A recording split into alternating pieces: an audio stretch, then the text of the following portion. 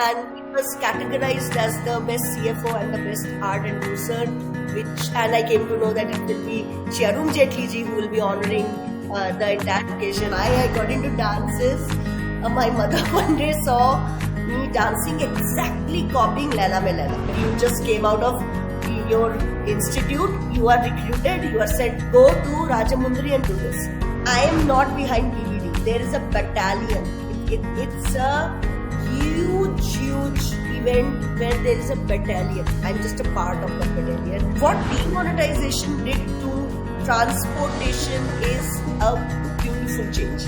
And millions did. No cash handling, nothing to do with 20% there and 80% here, nothing. It has to be crystal clear through a digital platform or an electronic medium or a bank transfer.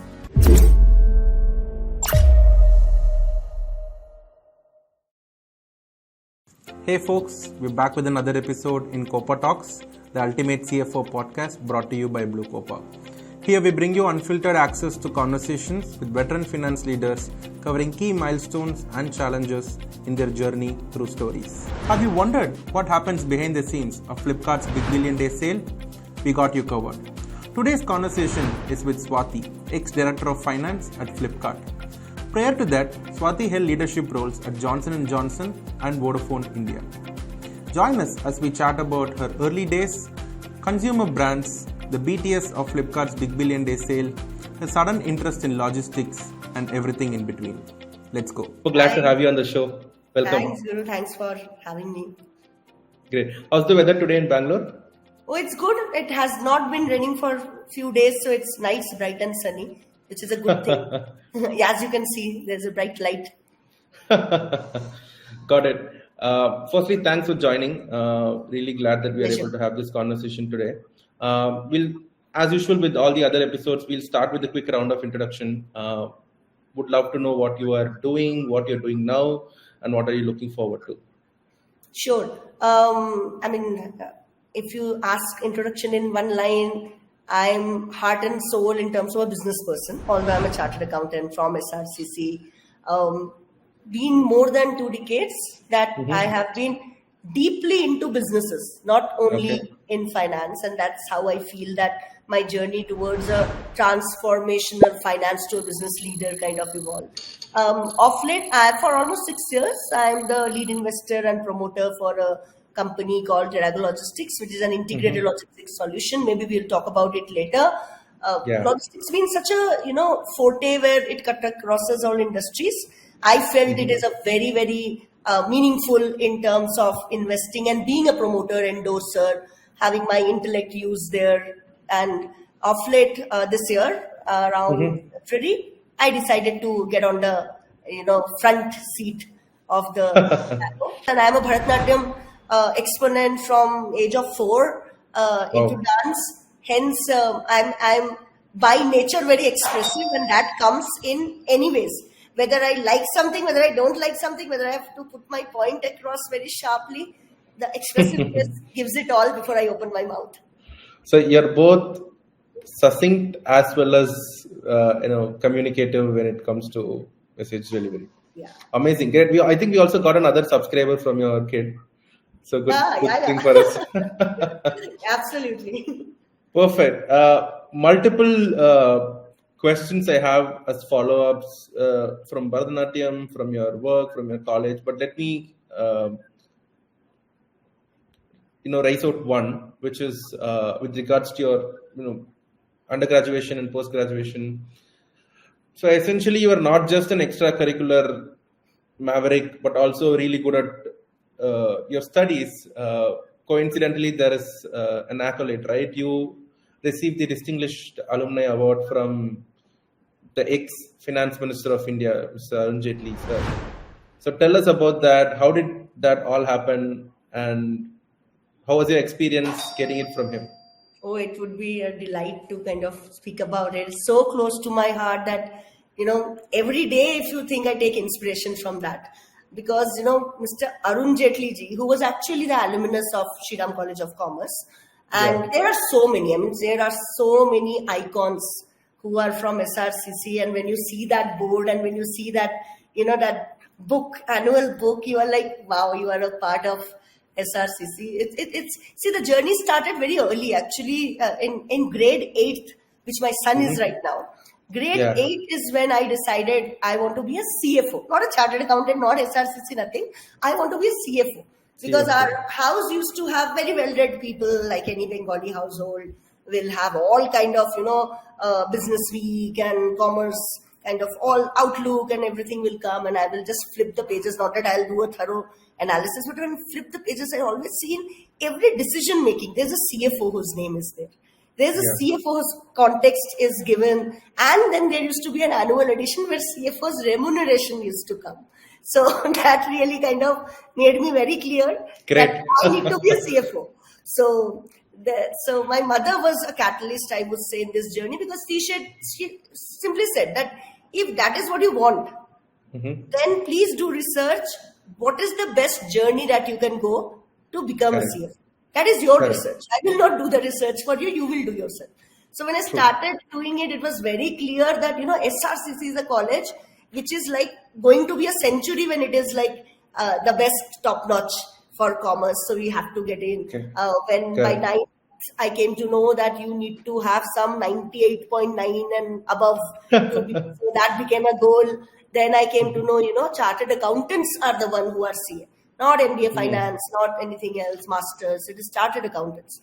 That gave me, and it is something which, government of India, precedents under that, it has flourished in terms of Institute of Chartered Accountants of India. It was something very mesmerizing for me to understand that, okay, this is where I'm trying to be. So that really helped me to have that goal and pursue it.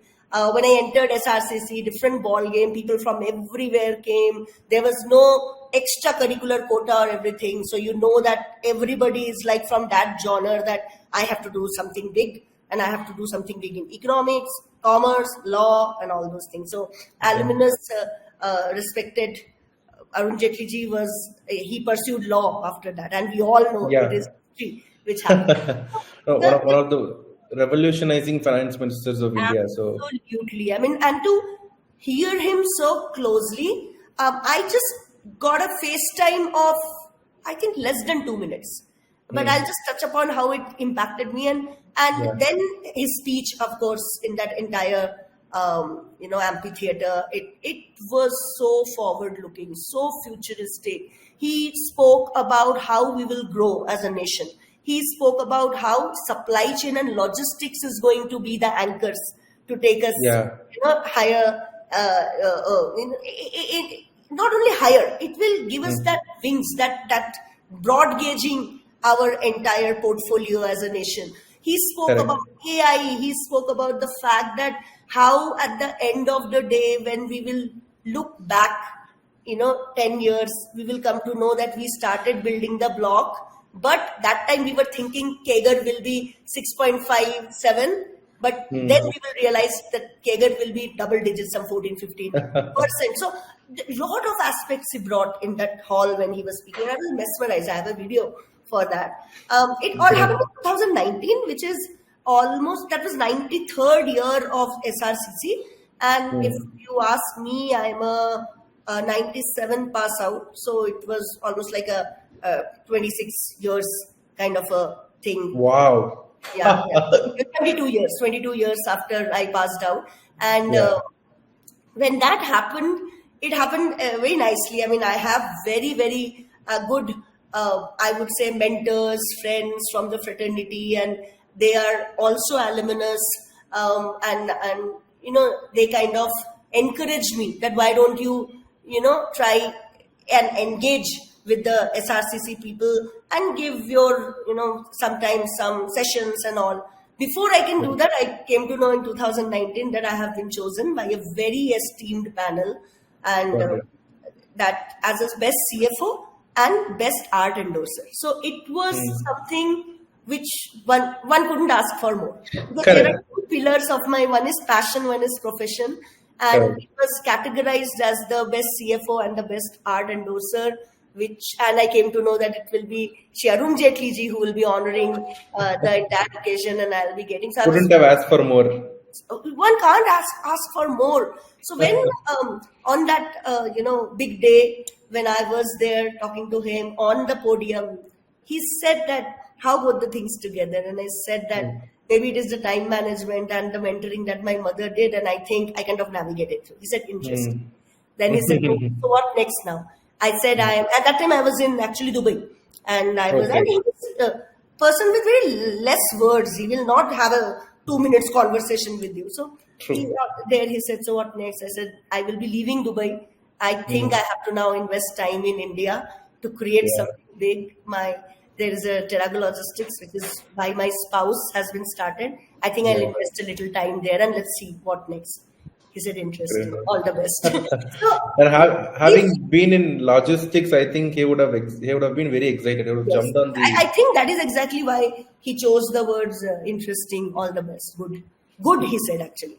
So that leaves like it's like a validation from someone. Not something that why are you leaving? It is such a big thing. You got a CFO award because of that. Yeah. There was nothing. It was like good, interesting, all the best. Great. Glad you're investing in India. Come back. The right path you have chosen. So that is very close to me. And I think that was the turning point in terms of me getting it very clearly in my mind that investing and promoting a company is different, but then having a complete knowledge transfer in terms of logistics is something very much needed. Although in Landmark Leisure, I was taking care of Middle East and India both when I got that award, both at the same time. And it was very clear that, supply chain is equally very strong foundation with being a CFO where you have to create value and we have to ensure that, everything is asset light, per unit cost is lesser. But it was a very different business. When you have to look into logistics, you need a better exposure. And that is how later, I kind of chose Flipkart. I have spoken about it earlier also, so know how to think that choosing Flipkart was very important for me because you understand what all nitty-gritties there is when it is a supply chain that Correct. No, in all honesty, one of the very few organizations that caters for all tiers of India is Flipkart. Yes. So that gives you a complete understanding of the whole landscape of India.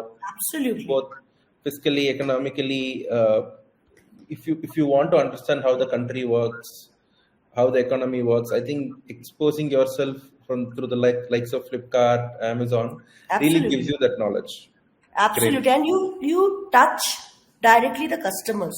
Where there is no screen in between. You are exposed to the fact that whether you're liking you, loving you, hating you, come back, you will retain, you will have to acquire new. Everything is very crystal clear. There is nothing, no screening, no post facto, big jargons have to be done, analysis have to be done. Then and there when. So there are a lot of learnings, huge learnings from Flipkart. We'll talk about it later. Yep, absolutely. Looking forward to that piece of the conversation. Now, getting to the other reason why you got the Distinguished Alumni Award, your more than 3 decades of time spent on learning, teaching, mentoring Bharatanatyam dancers, right? Talk us about that. How did that start up? How have you indulged in giving it back to the art ecosystem? Yeah, would love to know that story as well. It started with a very hilarious piece actually. Why I got into dances, my mother one day saw me dancing exactly copying Laila Mein Laila. Back those days when I was 4 years old, copying Laila Mein Laila exactly with the same body language. She said, "Time to put you in a classical dance. Otherwise, I don't know, 3 years from now what you will be dancing." Dancing. That is how it happened. I at age of 4, exactly when education starts, when you are in nursery, I was into Kathak. So I pursued Kathak almost like 5 years. And I started giving performances, which my, nest guru, and those were like initial years where you get very excited as a baby, doing all those. Yeah. And all those. And then 5 years later, she got married. And when she got married, she has to move from Delhi. And that is where the vacuum came. And my mother was very clear, not only that dance was making her engaged and developing few things in terms of expressiveness, resilience. All these things comes automatically when you are in a creative True. art form. Her thing was that maybe this is the right time when I can reconsider not Kathak but maybe a Bharatanatyam, because Bharatanatyam is something which the name itself, it's a bhava, raga, tala. It has everything into it, enveloped in the greatest form of storytelling. So she was very keen that now is the time maybe she should get into Bharatanatyam. She did her own research and not very near but quite okay proximity. My guru, Srimati Aruna Subramaniam, was there. I started going for performances, and that time I was 10 when I took up Bharatanatyam. Mm-hmm. So I'll go down south, I'll go central India, I'll go north for performances, and then there will be a lot of accolades which give you that adrenaline rush that it's very nice fun. People even appreciate you so much. So she kind of started putting me on the front foot in terms of solos and all, which gave me a lot of confidence. And that is exactly where I made up my mind that this is something that I'll pursue throughout my life. And my mother was very clear. See, everybody who has done big in their profession, in their life, has given back to the society. They have done not by doing only one thing in life. There are multiple aspects that you have to imbibe in life if you want to give back to the society. She was very clear, you need to have something through which you will give back to the society. And that time I didn't know I'll do CA, that I'll give back to the society through being a part of economics. I didn't know. So her way was plan something. Keep this with you always. 24 hours in a day is not less. People do wonders in that. Please have this. So she mentored me towards this also. I was in 12th when my former guru has to move to Tanjore. Again, the time came that, what to do. Again, my mother was very clear that, the biggest and the best Bharatanatyam exponent who's multifaceted in terms of choreographer, guru, is Srimati Jayalakshmi Ishwar. And she is, recently been awarded, not recently, it has been few years, she has been awarded at the biggest award in the creative field, that is the Sangeet Natak Academy. So I just look back and think my mother has so many visions, which I never had.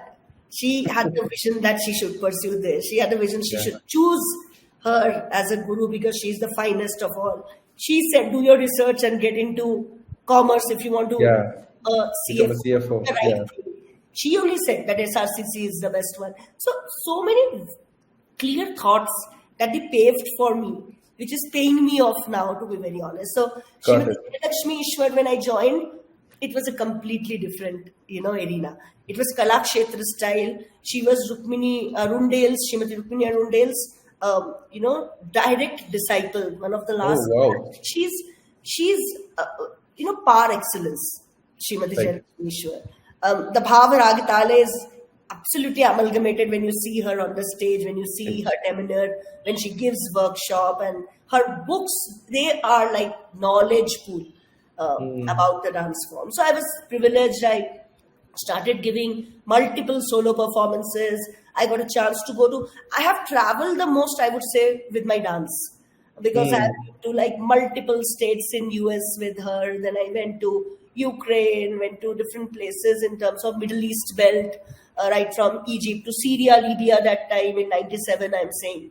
When thanks amazing. It was still, something that it is beautiful place. And when you dance there, the people are so mesmerized. They come and they and we did thematic productions of my guru where everybody will be synchronized and it will be a very powerful impact. So I'm quite surprised. I'm quite surprised that, regions like Libya, Syria also appreciate Bharatanatyam. And we were so surprised. They will give standing ovation. They will run to you. They will ask for autograph that we have never, and you feel, wow, so we never knew this part of the countries are so, attuned to the fact that creativity matters so much. So while I was traveling with her, doing all these performances, and she kept on motivating me for solo performances. I kept on doing it.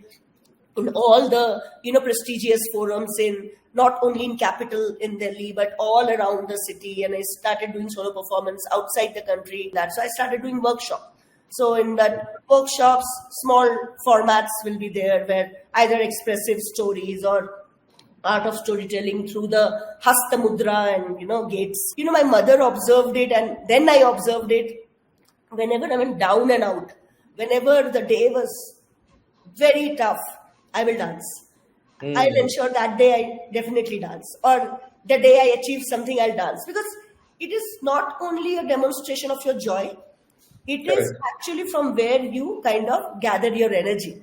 It's Correct. People do different things when they have to draw strength, and I do dance when I have to draw strength to overcome whatever challenges or Of course, Navarasa, right? it's happened adversely. I will dance my heart out, and it Got it. and there were days when while studying, while giving AOP is round the corner, there will be some performance which you don't choose, where you are invited, and that you really have to practice maybe 12 a.m. in the night.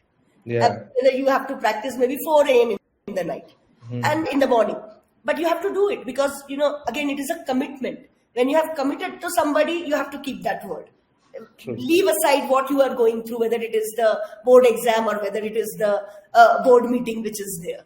So that is how it has really made me very strong in not only time management, but as a very effective person who can, at the last minute, if things go wrong, I can think of a plan B or a plan C.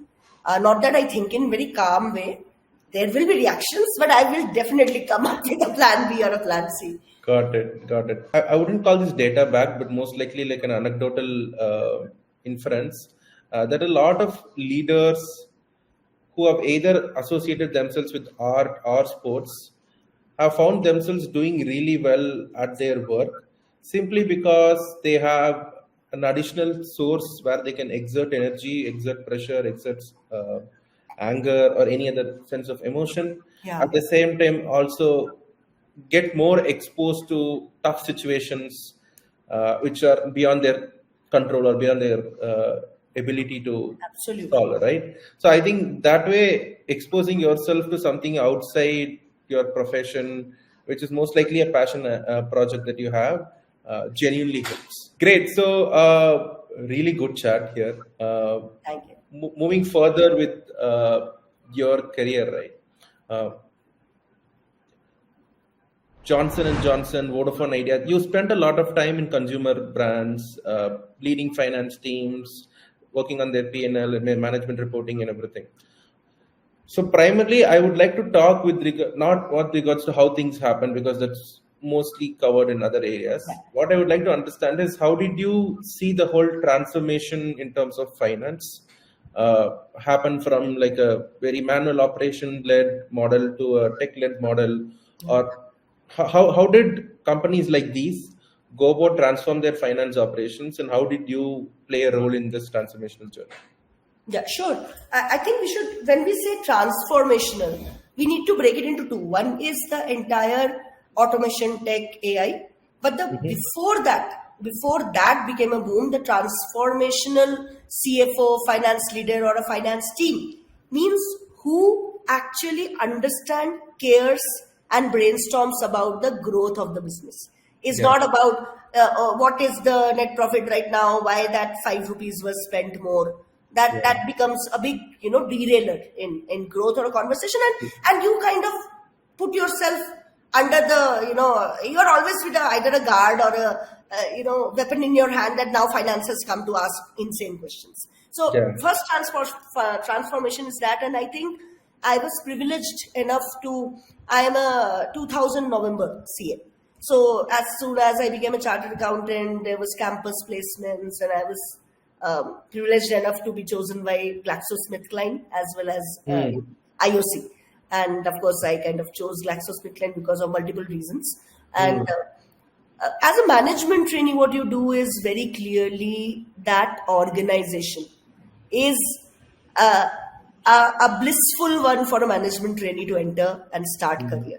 I at least experienced that, and so does my spouse also says that. He was 3 years senior to me, but a GSK product, byproduct, whatever you say, alumni. So we always feel the way GSK made that format is phenomenal. You do not go to your core competency. So I did not go to do finance role before almost 9 months.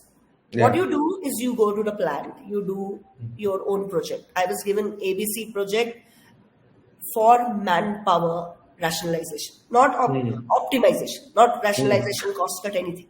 You please see what all can be done in terms of if it is a plant from entire process oriented, number of people oriented. What is it that you feel with an automation coming into the picture? How would you? Mind boggling, right? You just came out of your institute, you are recruited, you are said, go to Rajamundry and do this. But it's such an eye opener because you have to every day get into every operations nuances to understand that what do I feel, what do I put in that piece of paper, and how do I endorse that as an action.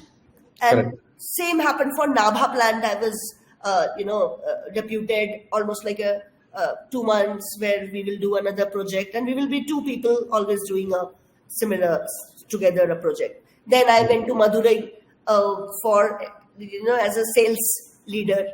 Wonderful. That's sales leader, where you'll have to do. You'll have to ensure they get their sales incentive. Your entire shelf space is always with your GSK products. You have to get into that van and see that how it goes to the distributors, whether it is doing the right thing, what is the commission model, everything you have to look into. So what I'm trying to say is that when your perspective is built around business, customer, whether the distributors are getting enough money to be loyal to you, whether they are doing the right thing, whether we need to look, when we are looking at procurement, whether it is meaningful to only talk about cost cut of a raw material, or we need to have a certain threshold below which if it goes, your quality will go.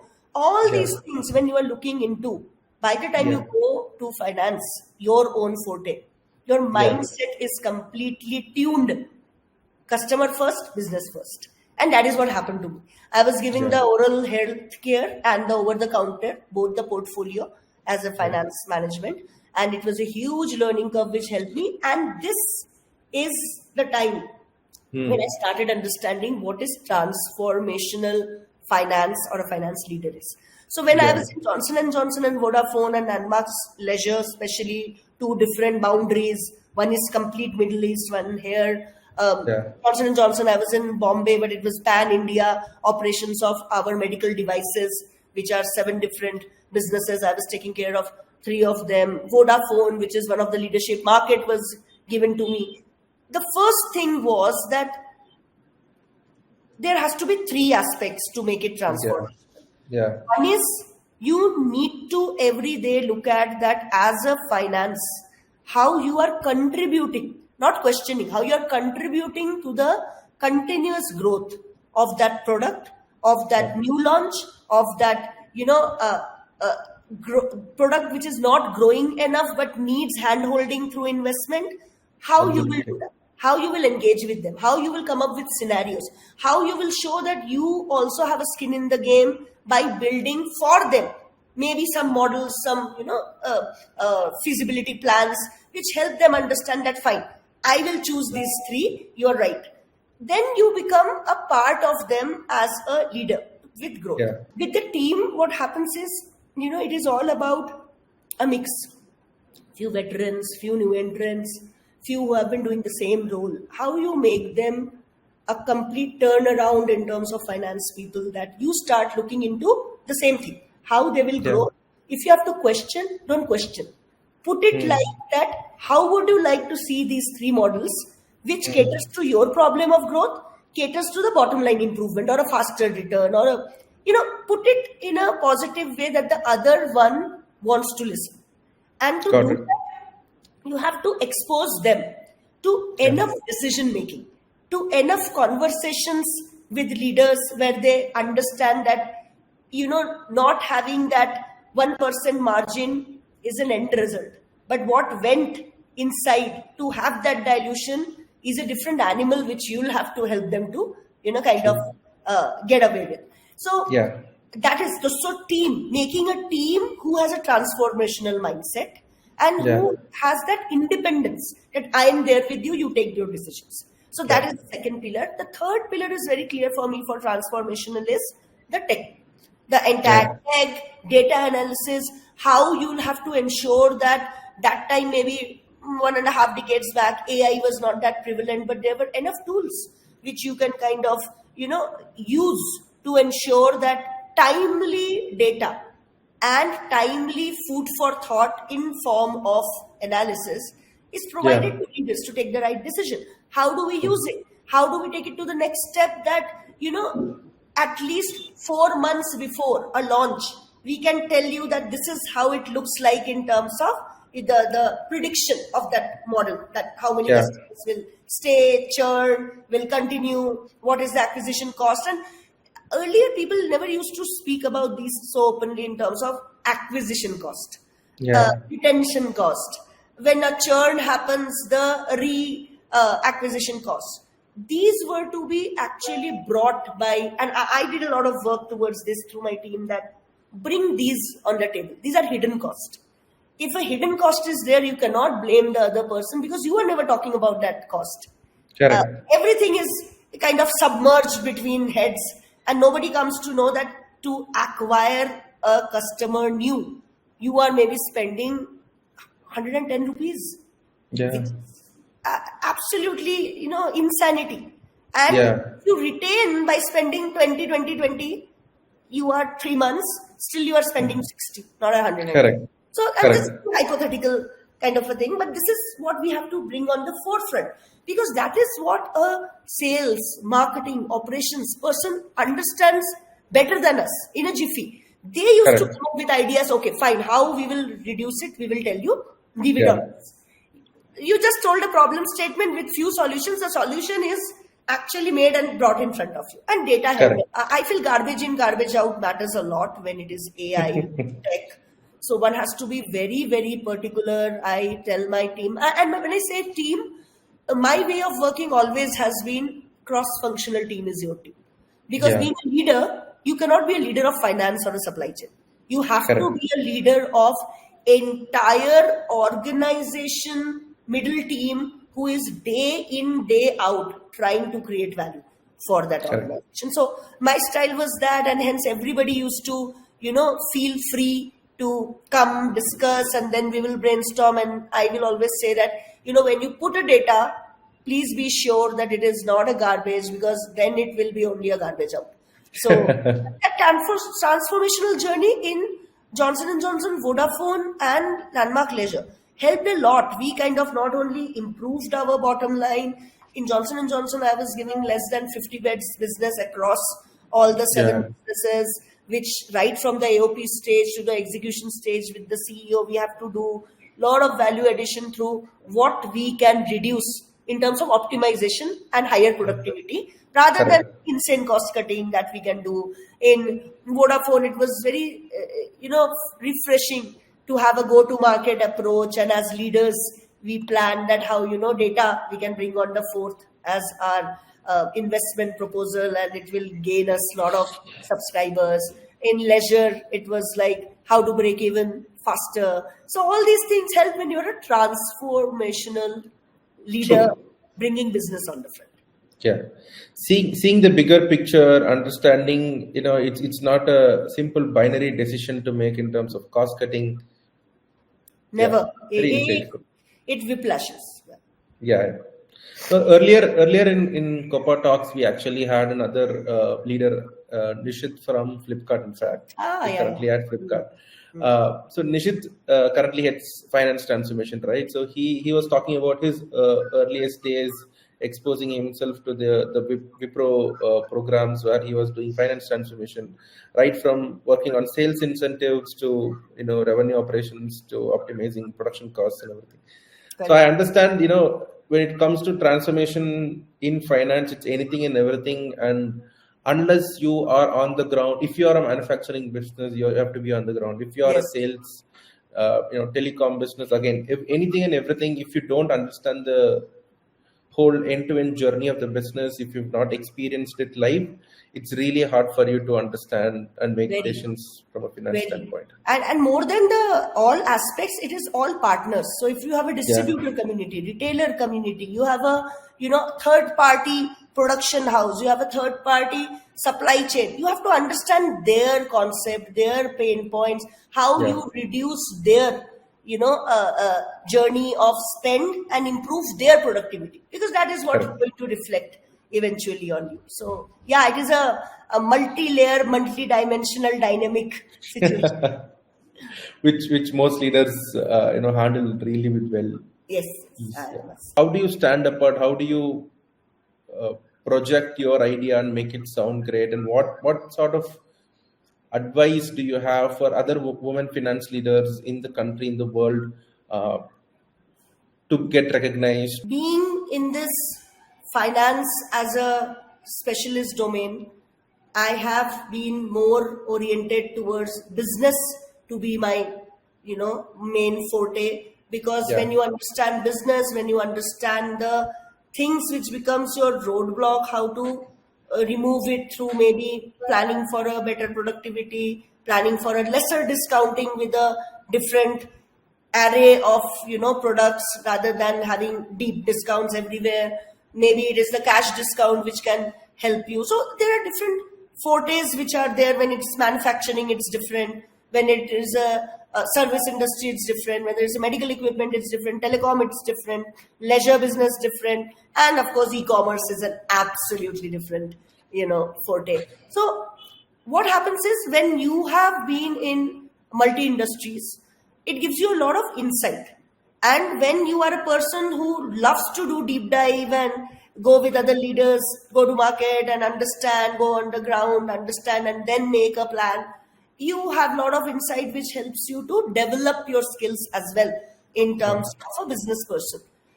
At the same time, what happens is, since you start understanding deeper, your conversations will never get limited to, if we do these three things, my bottom line will improve. If you stop these two costs, my bottom line, your conversation will never be towards that. Your conversation will be most towards, so if it is a decision making, say a boardroom where all the 5-6 leaders of different functions are taking a call, say for a new launch, you will end up being the devil's advocate, where you will say, these are the 3 hindsight, which will happen in this 3, 6, 8 months. This is how it will look. In order to take care of it, we can from day one start these 3 precautionary actions. How it is perceived is different, but whether you are a woman or not a woman, when you have come to a new industry and within understanding, but trying to understand deeply within 3 months, when you are giving a point of view and you are giving a point of view with data and scenario, there are always 2 ways to see it. There will be very tenured people who will understand that is amazing. I mean, we never thought of it. Yeah. The other set of people who will say, and unfortunately, it will never happen in front of your face. It will think that she feels that she knows a bit more. I think she should stick to her forte as a finance. I think that we know better than what we have been. So the 2 different facets of when a person coming from a different industry, understanding the industry, trying to be standing shoulder to shoulder with you and give you a point of view, not only through just pointing out the challenge, but giving you the solution. There can be always these 2 aspects. On top of that, which I always used to subconsciously think that, no, it's not like nothing to do with women. It is always to do with, because it is from a new industry, somebody industry. But you can't keep on saying something which you're not experiencing. There is many a times when that room full of 8 people, men, will 3, 4, 5 out of them will have this thing that why? I mean, We all are in tandem, right? We all are saying the same thing. What will she know? Not only because of industry, but it is also about the background that you come Yeah. from. And I have done my own research. Honestly, when you have 25 years of experience, you have your own research in back of your envelope. Honestly speaking, nothing to steal from any genre of people or nothing to point out to any genre of people, but I have seen it, I have experienced it. When the leader in the room has a spouse, mother, or sister who has been in a mid management, in a higher management, their empathy, their understanding towards a woman strongly standing and saying, it takes a lot for a woman to stand up and say, in terms of that these things are not working. I am sure Correct. that this is something that we should not go. Rather, we should. Yeah. It takes, because it's all about diverse. In a full room of women, a man also will feel that discomfort. Correct. If you're overcoming that, you are saying and you are making sense. I have seen most of the time the people who become your endorser are the people who have a background of mother, sister, wife, maybe a growing daughter pursuing something. They will have a lot of empathy. So they need some precedence Very with. cliched, Guru. Many people listening to this will categorize them. I converse with Swati, so I am categorized here and I am categorized there. It's nothing like that. Is that even a research when you do, or a sample size when you pick, a significant sample size, whatever it says, that is what you put as a research. And I have felt that. I have experienced it. When I look back, whoever has been, so there is endorser, there is detractors, right? So detractors always have been unfortunately falling in a place who do not have an exposure or an ambience in which they have seen women standing up with full voice and force and a demeanor saying, I don't think this is the right thing happening, rather we should do. And it matters a lot because, some point of time, we have to start understanding that from a 1, it will become 2, 3, that kind of a boardroom will start becoming. And it is better for the detractors to understand it very clearly that, we have to keep that thing out of the mind. It should not matter that who is standing. It should not, it finally should matter, okay, those 3 solutions were making sense, period. Yeah. Whether new in industry, whether old in industry, whether woman, whether, doesn't matter. And I would say the way to climb, you said how to get into a boardroom for the women and all. I think the best way, and I'm not saying it that, try to be soft. I'm not saying that, but I'm saying it's always better. When you are asking question, ask question with few alternative solution in the mind. Because otherwise it always comes that anybody can ask question. And that's not a fact. Anybody cannot ask relevant question. Relevant question takes deep understanding. But even if you're asking relevant questions, ask with few solution mindset at back of your envelope so that you can position yourself as a person who wants to solve it for you rather than who wants to jeopardize that situation. If you ask me early in my career, I would give only scenarios and solutions, right, to boardroom. Then it came to a middle management when I question and when I say this is a solution. When you start being in most of the leaders' top management, maybe at times, because you have tried all alternatives, you might not have a handy solution. You can only raise that brainstorming session that this evidently will come as a roadblock. Let's brainstorm. Let's go back to our drawing board and try to find some solution. That should be always positively taken. Because you have a precedence that she comes with solution always. This she didn't come because it's one of its kind of problem which need to be solved. So always position yourself as who's invested in that leadership group, who's invested in that new launch, who's invested in buying that 20 CR worth of automation. Don't show that you are the showstopper. Always show you also want the same thing what the others want, but this is not the way to do it. We'll have to think. Great. So now moving to the very important segment, according to me, because I really love talking about this, which is your stint at Flipkart. Yeah. Not a lot of people, might have seen read between the lines, but you were the person behind the Flipkart's most powerful big billion day sale, right? Tell us about it. I'm very curious to know every piece of information. I've been your customer a lot of times, so I'm curious to know what happens behind the scenes. Or let's say I order an iPhone or a piece of commodity. What happens after that? I am not behind BBD. There is a battalion. It's a huge event where there is a battalion. I'm just a part of that battalion. My team is a part of that battalion. But yes, we, me and my team had very significant roles to play in BBD. The big billion day, when I entered Flipkart, I was on a very different role. I was taking care of business side. I was heading business for the business finance for the entire large household appliances, the electronics.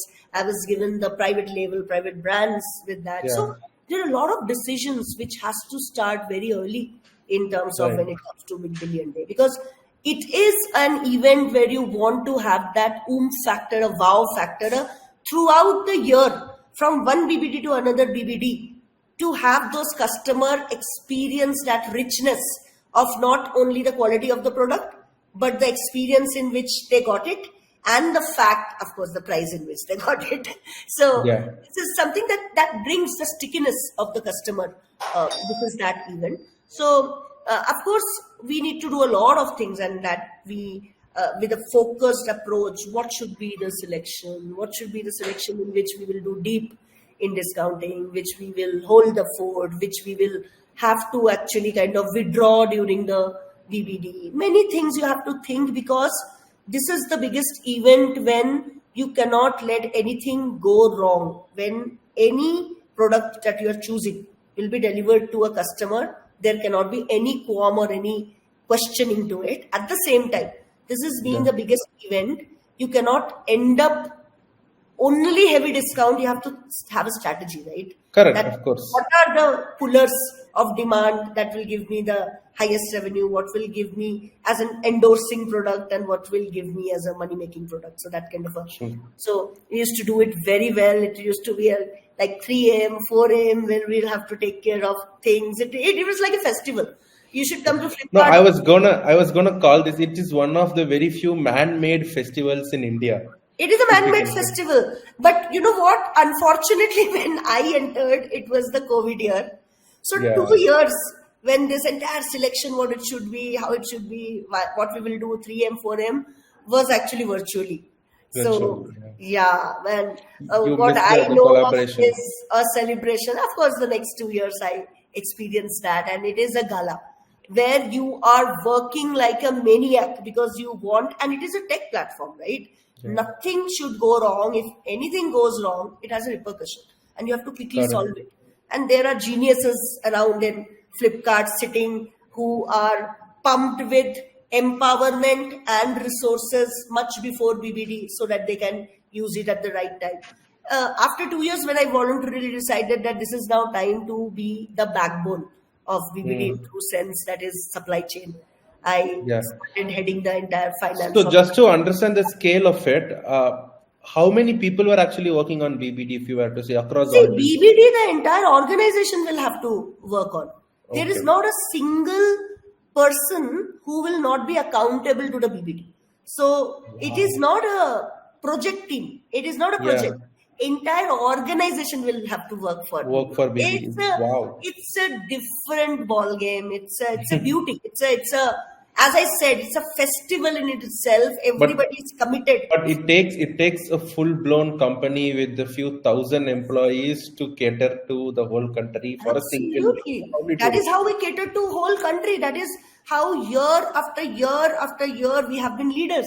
That is how we have been a big billion day, which should ideally be big trillion day by now. In supply chain, what happens? What it really intrigued me is that, when you are going to a doorstep, you are directly engaging with the customer, which means whatever goes behind that, right from that sorting of that item to packing of that item to that item reaching in the right hub, and from the right hub to it's a journey which has to be done seamlessly, flawlessly. Otherwise, it can have a very different connotation. And I was so glad that, as a supply chain for entire city logistic finance head, you get to handle all of these. You get to discuss what are the differentiators that we can do, maybe in terms of manpower, maybe in terms of productivity improve, in terms of how many packages should be sorted in an hour by how many people, how many should be packed by in an hour by how many people, how many vans should go if it is a high density area, how many people should be focused on. So there are so many things which you can influence by talking to different leaders who are in operations. And of course, it was not a cakewalk, because there will be a lot of, conversations, a lot of apprehensions that, we can increase the productivity and efficiency.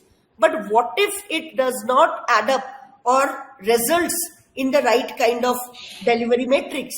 Because at the end of the day, that matters, and costs become secondary at the end of the day. So that to have a seamless conversation, getting alignment by everyone, and to have those negotiations with multiple partners, those were the behind the scene which happens like for months. And then the day comes when you are all geared up and you are awake till every day 4 a.m. and getting up at 8 a.m. because that is the only hour, 4 to 8 maybe, where maybe people might order density might be less. You might still get orders. There are different, sections of cohorts of customers who are active during that time also. So that is how a Big Billion Day is a ceremony of itself. Every individual contributes to it. I have been a privileged person being called a leader in that entire journey, where you drive the team to do it. I also had leaders above me who kind of gave me that confidence, that kind of empowerment, and the results were just, they speak for themselves for the 4 years, 2 years from the business side, 2 years from the supply chain side. The results speak for themselves, what we as a team delivered. All right. So moving a little further, right after Flipkart, I know you decided to take the co-entrepreneur journey with Mohan sir.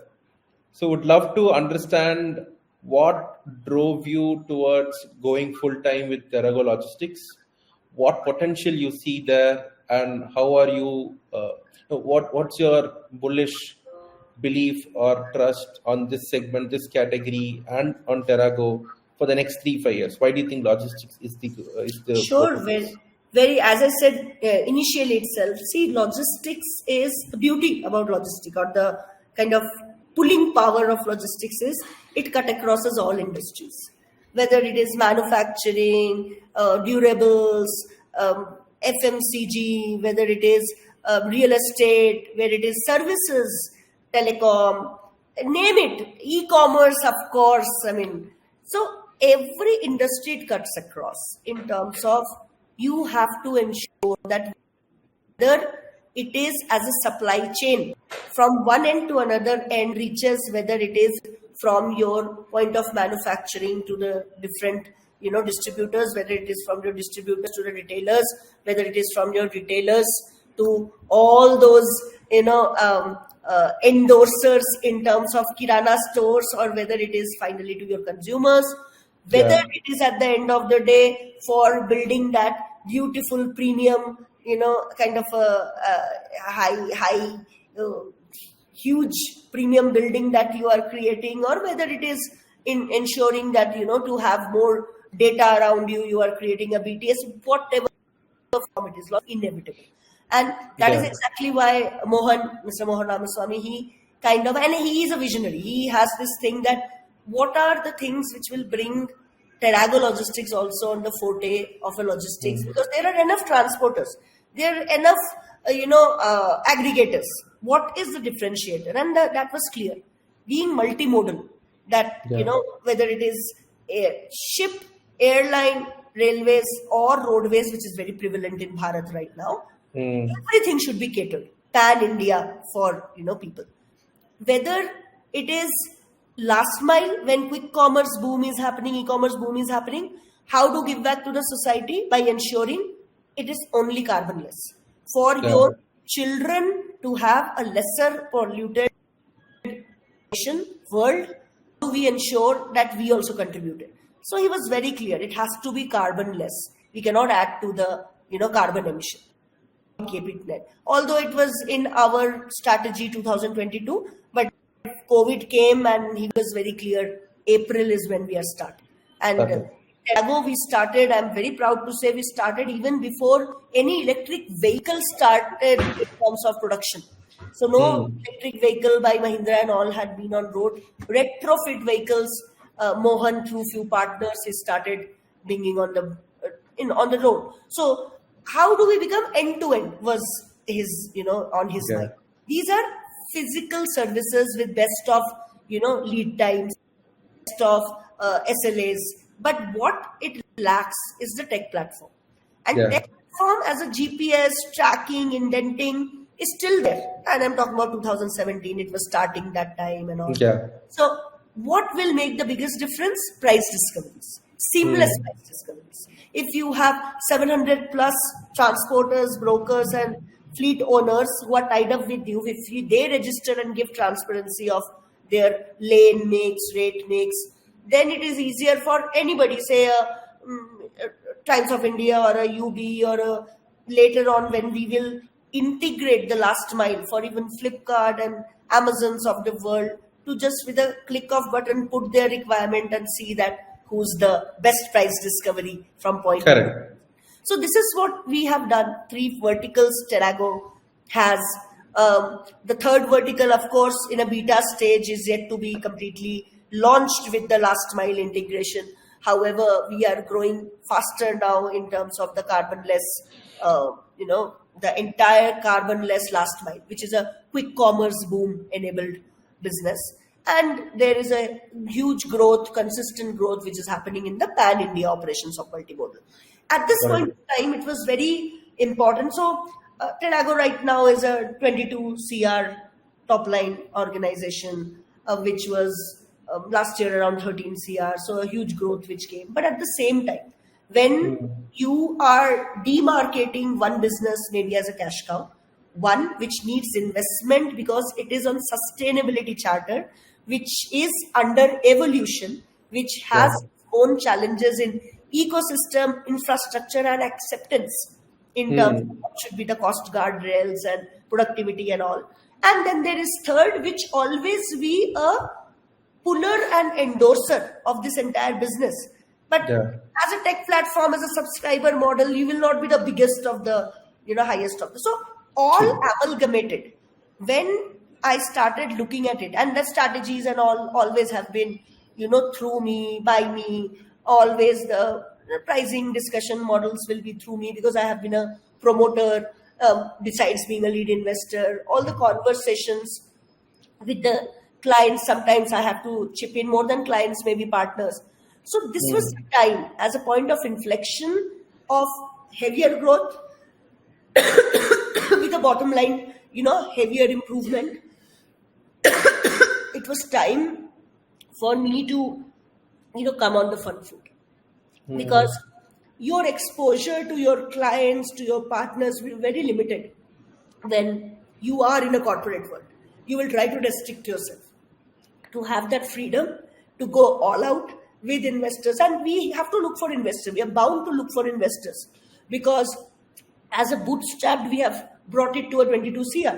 If we are seeing this year already with a demand pipeline of touching almost 40 CR, how do you do that? You have to have, a infusion of funds, whichever form it is, and that is where my expertise is needed in terms of to engage, to get into the right forum, to, get understanding whether an equity infusion or a debt infusion will matter. So this is something which I very consciously decided this is the time when you have created an organization. Government initiatives, they are giving that extra boost in terms of that. As I said, see, Arun Jaitley ji very clearly said that, wow, supply chain and logistics is something that anyways will be the bedrock to take the, nation and economy to a different scale, besides the fact that made in India, everything will come very, very instrumental for the $5 trillion economy that we are, building all together.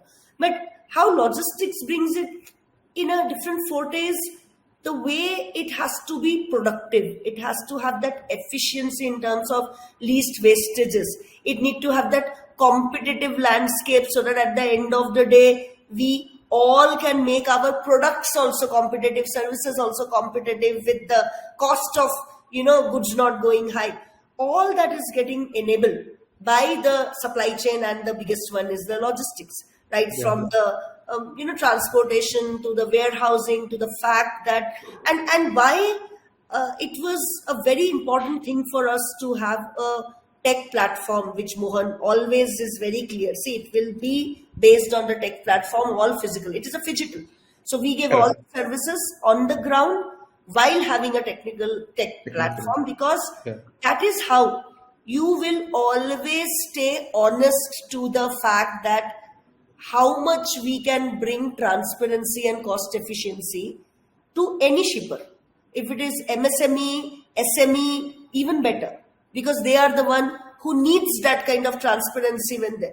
And what our tech platform also kind of enables is, we learned it hard way, but we wanted everybody to have the access. Mohan was actually one of the pioneers who got into the fintech part of it for supply chain. It was a very unstructured, as you know, logistics, that is transporters, very unstructured. Nobody wanted to touch it in terms of financing. When he started engaging, with fintech people, and one of the most very prominent fintech people started going on the ground with him to understand, and very soon understood that times have changed. What demonetization did to transportation is a beautiful change. And experienced it. No cash handling, nothing to do with 20% there and 80% here, nothing. It has to be crystal clear through a digital platform or an electronic medium or a bank transfer. It has to. And which brought that confidence in, the fintech and the NBFC banks and all that. Yes, it is all about, if it is a TOI, then it is the TOI which is actually is going to be the due diligence on. It will be maybe at the end of the day, Flipkart, on which there will be a due diligence, because that is the receivable that will come to me and discounting. So this entire framework, to make it very clearly understand on their mind, Mohan was a catalyst. We are doing this for almost like 5 years now. We are completely enabled by working capital solution ourselves. Hence, we want to now start it to all scale of transporters, because we know the small and the middle scale transporters find it very difficult to have that working capital rotation, because whether you like it or not, you will end up, spending upfront in form of advance or in form of giving an advance to the driver if you have your own vehicles, trucks. But you will get it only after that 45 days, 90 days, 60 days, whatever is your credit period with your, different scale of companies. Hence, it is very important that if they want to take more and more orders and have the transport business grow, they need working capital solution. And we are providing that through the fintech arm called Rezofin, who are our partners in it. And that is through tech platform. So we have started registration. We will be very soon launching. I will be keep you posted when we are forward. Done. Looking forward to that. We'll always have a nice podcast with Mohan, because he is a pool of supply chain knowledge transfer. So, wow, wonderful. Great. Then I should come more prepared with supply chain. I'm a novice when it comes to that space. It's a very fascinating space, I would say. But I'm just starting out, learning a few things. But if that could accelerate the learning, then absolutely looking forward to that. And it is so important in terms of growth of Yeah. Bharat in terms of economy, and also looking at the value creation in any organization in terms of how to expand your bottom line. Because that's a big piece where you need to have develop your understanding if you are in finance. Yeah. So Wonderful. Great. I think it was a very interesting conversation. We same dwelled here. right from Bharatanatyam to talking about Shri Arun Jaitley sir to Yes. uh, consumer brands to Flipkart's Big Billion Day to Terrago Logistics now. Really learned a lot, I must say. Thank And you so look, much. You are the one who kind of navigated this conversation. So thank you. yeah, it was purely intentional to learn a lot more, to get That's a little more intellectual than I was when the conversation started. So thank you very much for taking the time. pleasure.